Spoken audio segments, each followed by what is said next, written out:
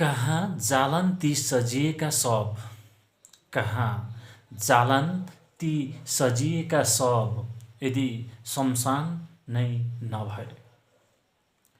मलाई संसार भन्थिन् उनी, मलाई संसार भन्थिन् उनी, के होला उनको यदि म यो संसारमै नरहे।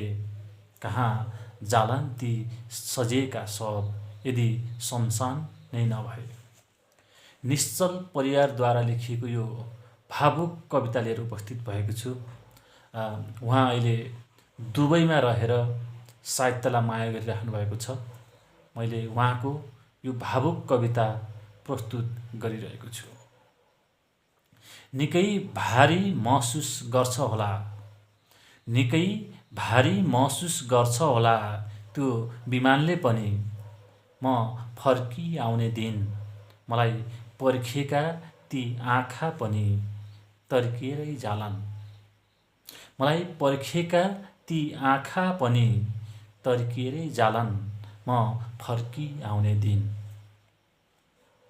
आफैले हुर्काएको रुखले पनि, आफैले हुर्काएको रुखले पनि सराप्ने छन् सायद।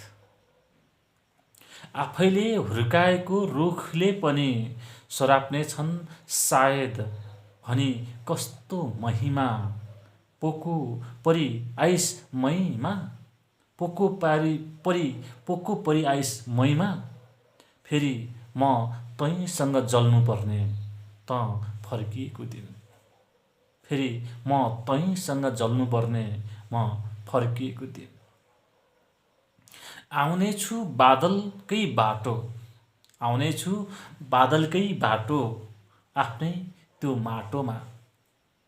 आउनेछु बादलकै बाटो, आफ्नै त्यो माटोमा। चढेर जहाज नै, खोलेर बाकस खोलाकै किनार, खोलेर बाकस खोलाकै किनार। उडेर फेरि जानेछु आकाशमै, खोलेर बाकस खोलाकै किनार। उडेर फेरि जानेछु आकाशमै।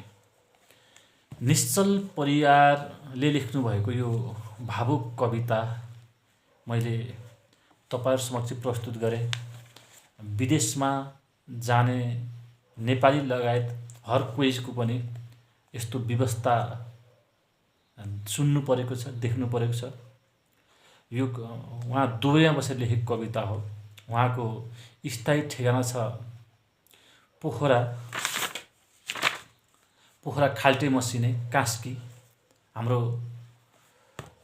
गण्डकी प्रदेशको राजधानी पोखरा 14 खाल्टे मसिने उहाँको स्थायी ठेगाना हो। उहाँको यो भावुक कविताले मलाई पनि भावुक बनाएको छ। यो कविता दुःख लाग्दो पनि छ। यो लामो कविता थियो, मैले छोटो गरेर सुनाएँ। बाँकी अंश अर्को चरणमा।